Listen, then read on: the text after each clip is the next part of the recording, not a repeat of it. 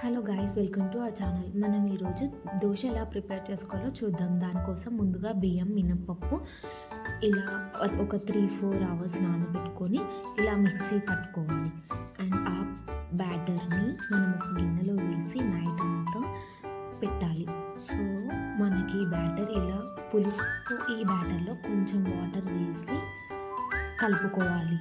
మనము stove on చేసి pan పెట్టి ప్యాన్ హీట్ అయిన తర్వాత కొంచెం వాటర్ చల్లుకొని ఉల్లిపాయ వేసుకొని ఇలా దోశ రౌండ్గా వేసుకోవాలి.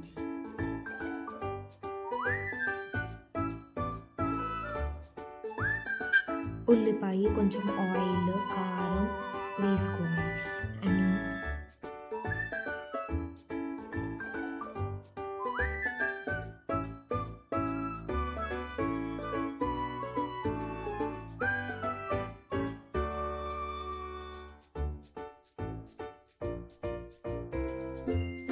దోశ అంత బాగా కనిపిస్తుంది కదండి.